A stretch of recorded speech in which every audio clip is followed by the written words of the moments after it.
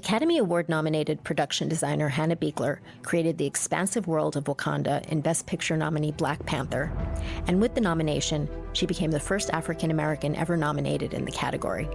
In today's podcast, we spoke with Hannah about topics including her historic nomination, her career, and her experience during Oscar season. I'm Carolyn Giardina. Welcome to The Hollywood Reporter Behind the Screen.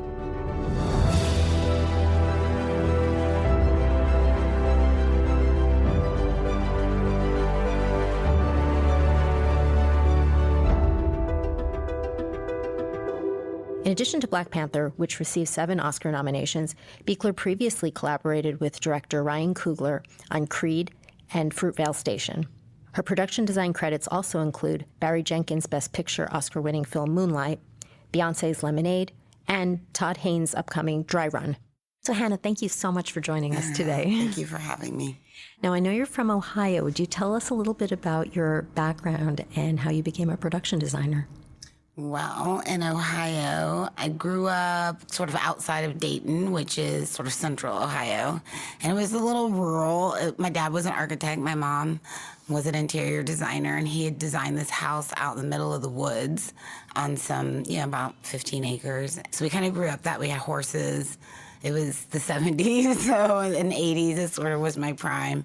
So I grew up sort of in this sort of weirdly in this sort of isolated art world. My aunt was a painter, so my mom would always have art openings for all the local artists at our house. And so I was around it all my whole life. Being able to visualize something, going to construction sites with my dad and him telling me like, okay, you have to be able to see like through the framing what the walls are and what the rooms are, and sort of always talking to me about like, okay, this is the bathroom. And I had to understand at a very early age, like how a home was put together, how a space was put together. So it was very easy for me to walk into an empty space and visualize. So it kind of came easy when I started thinking about production design in college. I went back to college after I had my son, so late 20s, in Dayton at Wright State University. And that's sort of where I realized I wanted to be a production designer, which is sort of full circle with, being back home and my being back, where my dad sort of taught me everything, and sort of coming to this realization after the long journey of figuring out what I wanted to do, that it was actually sort of in the same realm as how I grew up, was very profound and telling in a way that, was like, oh, full circle. And what was your first film that you worked on? The very first thing was a very small, Lifetime movie, and it was in Yellow Springs, Ohio. And it was maybe 4 weeks long, and there was 3 of us in the art department.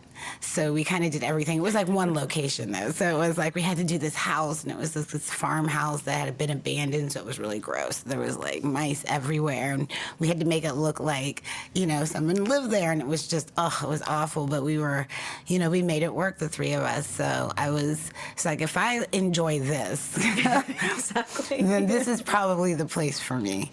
So, yeah. So let's go back to January 22nd, Oscar nominations morning, and you received your historic nomination. What has that meant to you? Oh, a lot. It's hard to explain the feelings sometimes as you're having them, because it's sort of all the feelings in different waves and different moments. But I think I was on set on the Todd Haynes film.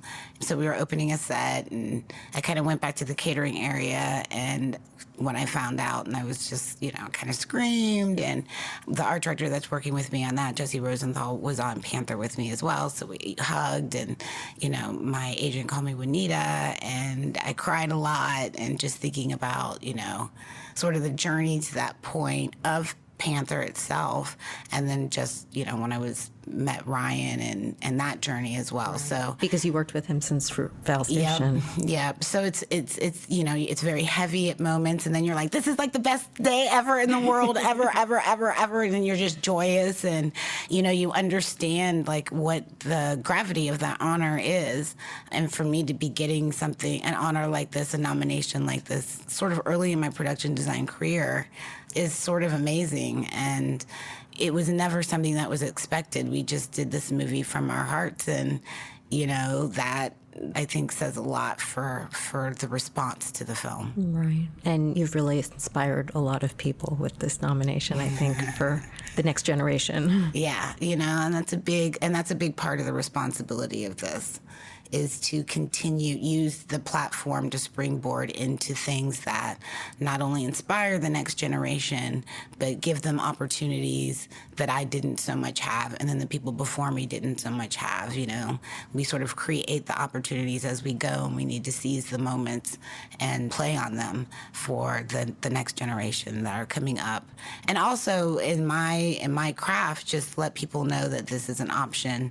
This is here for you. This is, a craft that can do and take you so many places. So, one of your initiatives, you've started a scholarship program. Would you tell us about that?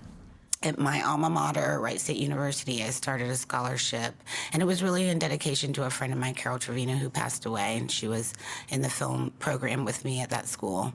So it's for juniors and seniors, for their futures, to help them move on. And then there's another scholarship for the greater area of Dayton, for high crime, low income areas, for kids who are seniors to write an essay and show their work. And so it's a scholarship for anyone wanting to go on in communications, media, or film work. So it's a start, and I would like to start a fund where we can bring in other filmmakers to talk to kids about their jobs, what they do, sort of give them on the ground a real world, real time information and inspiration. And so that's I hope that something like this grows and grows, and I would love to use something like this nomination. I'll use the nomination as much as I can to help spread that and bring people I know into this, and hopefully that's something that can just keep spreading, and people will be doing it in their own hometowns, and even if it's a little, it's a lot. So I think that there's a responsibility to make sure that the next generation is getting those opportunities. Right. And let's talk a bit about Black Panther. Mm-hmm. The impact that this film has had has been extraordinary. What does that film mean to you? And did you have a sense of how big it was going to be when you were working on it? No. I mean, we had our heads down, we were working, we were in the world. You spend 24/7 in that world, you kind of become that world. And so you're not the outside world. Of course it's there, and many things happened during that time that we were on the film in the outside world that may or may have not influenced sort of how we continued forward with the design of it. But you don't really think, you just want to make a good film, really. I didn't want to I did something horrible and everybody hates it. I didn't. And I also felt like I want to do right by the subject matter. I wanted to do right by Marvel and Ryan, the community, the continent, the narrative. So that's what I was doing. I wasn't thinking about what happened at all, or that was even something that would happen. Well, it was a huge task for all of you. Yeah. But in your case, you were creating this entire imagined world. How did you even start? The first thing I did was sit down with Ryan, and he sort of told me stories and talked to me about what he saw. And it was always about the people. His stories were always about how the people reacted to the spaces around them. So, I paid much attention to that and how you approach design. And a big part of it was coming up with a design language. Ryan wanted it to feel like you could feel the differences in different parts of Wakanda as a country, mm-hmm. and sort of why Jabari are different. That was the gorilla tribe, on the mountain. So they had to feel different. So we wanted to come up with a really specific design language, and that's when we traveled to South Africa. We gathered, all of the information that we could culturally, the people, the traditions, the land, the geology around me, the fauna, the flora, everything, and the differences between the different parts of South Africa, because we traveled all the way up to Ladysmith and back down to Cape Town. I did that twice, and it's beautiful. So all of that, is how you kind of start. And really the very first thing is, where is Wakanda located on the continent? That was the first thing. I was like, well, we got to figure out where it is, because that then dictates who migrated to that land 10,000 years ago. It dictates what the environment looks like. So we wanted to be very true to everything as well. We were making a fictional country, but we weren't in a way. We were making something that could very well be there if you go and look in that spot and see Right. if you get through the hologram. Because if you try, you'll explode. So that's really where you start, and then you go to the people, and that's how you start the design and the history of the continent and the history of the different languages and all over the continent. I mean, Africa is huge, and you try to pay homage and you try to stay true to that and break the narrative. Did you have a favorite scene or set? I did. Everything was my favorite. I always, but there was probably two that I can point to for different reasons that were my favorite, and that would be Shuri's lab, because it's where we kind of had our sort of most of our technology. You sort of saw how it was being made, and you sort of saw the process of how vibranium and what it looked like. Fun set. Yeah, what it looked like before it was Captain America's shield. So that was really cool, and that was really fun. And Shuri is amazing, and she came onto the set and she just ran around and gave me a big hug, and she's like, "This is so dope. This is so dope." And she was so excited because all the way through shooting, her set was kind of last. She's like, "Man, what does my set look like? What does my set look like?" I'm like, "It's gonna be good. You're gonna love it." She's like, "Okay," so she was all nervous and stuff. And when she saw it, I was so excited because she was so happy with it. So that was really a fun set to do. It was huge, and it was just everything that, as a designer, you want to be able to do. The entire suit sits within the teeth of the necklace. Strike it. Not that hard, genius! You told me to strike it. You didn't say how hard. I invite you to my lab, and you just kick things around. Well, maybe you should make it a little stronger. Hey. The nanites absorb the kinetic energy and hold it in place for redistribution. Strike it again in the same spot. You're recording? For research purposes.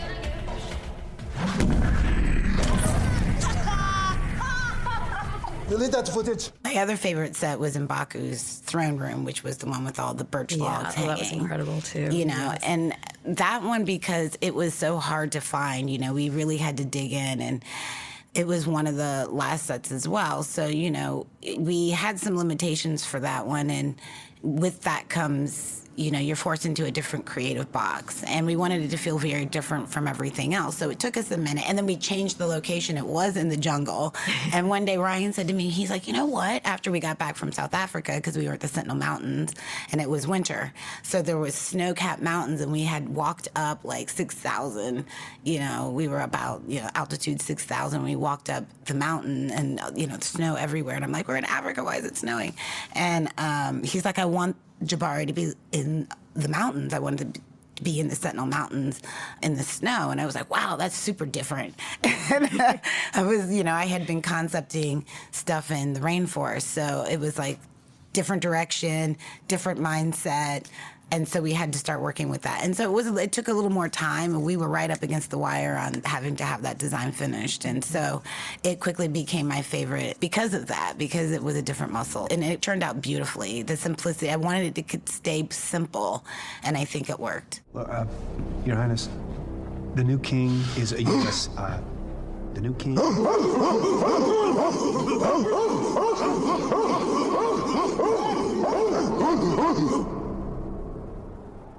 You cannot talk.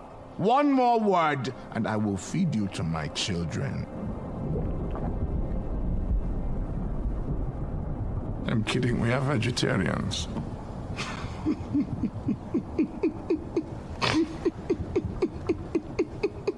So let's talk about just the last couple of weeks. You've been to the nominees' lunch. You've been to a few parties this week already. What has this experience been like? I'm just enjoying it. It's like a dream. It's, you work in the industry and you have sort of your mission and the things that you love to do and you work on, and then, you have that, like, the teen in me, you know, the sort of 15-year-old in me is like at these amazing parties in rooms with, you know, powerful women who are lifting each other up, and you feel this love, and it's just relaxed. We were at Diane von Furstenberg's over in Beverly Hills at her beautiful home, and the grounds are just like, it's dreamlike, you know. You are on cloud nine. You are in awe of the people around you and the moment.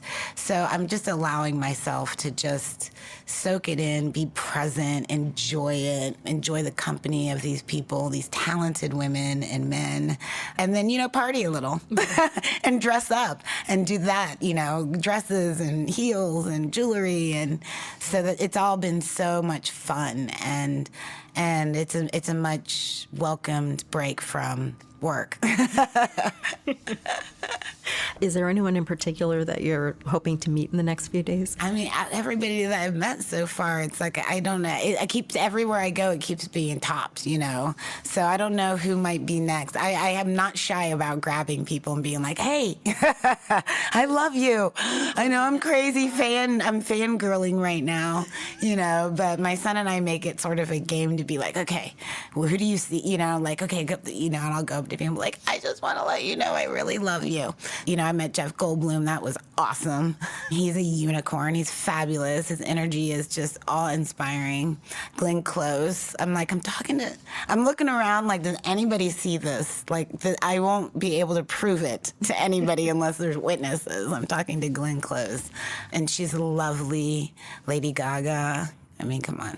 And so it's been like, wow. And so it's the kid in me, the fan in me. I'm still a fan of film and music and art. So when you meet people who have inspired you throughout your career, that have kept you on track and kept you going through their art, what can you say? It's amazing. Is there a type of film or a genre that you haven't had a chance to work on yet but would like to? A big period piece. And in that, I did Miles, which was period, but when I say period piece, I mean, 19th century, 18th century period piece. And I don't think that right now people kind of look at me for that, but I'm hoping to be able to figure that one out and be able to do that. You've already shown so much range. I don't think there's anything that you can't do.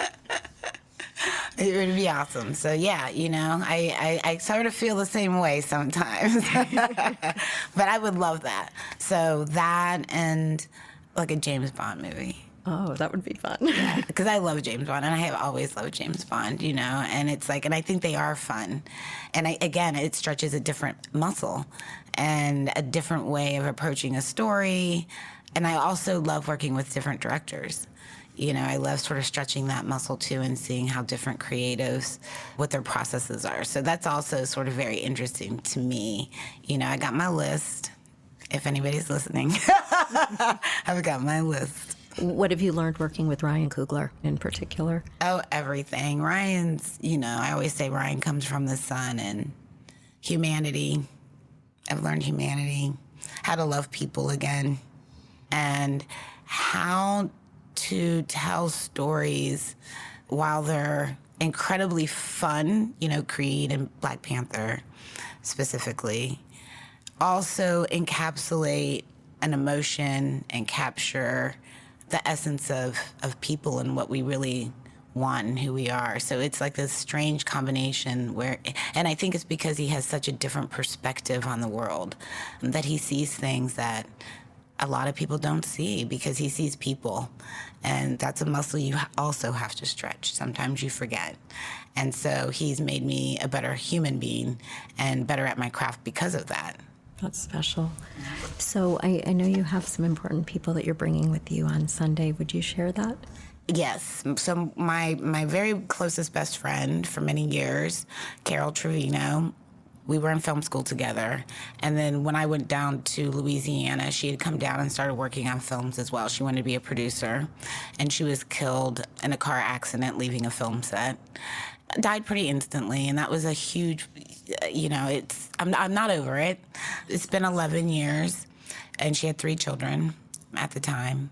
You know, in film school, we would, as we were writing scripts and, she wanted to direct and be a producer, and we would talk about, all the different types of films we would work on. And she would always say, like, I'm gonna get an Oscar, Hannah, one day, for a Best Picture. So, she passed, and, life keeps grinding on, and I try to dedicate as much as I can to her memory to keep that alive. So I'm bringing her mother to the Oscars. She's 90, Cordelia, in honor of her daughter, because Carol can't be the one to walk her down the carpet, so I will. I hope that it's a very special day for you on Sunday, and thank you so much for taking the time to talk with us today. Thank you.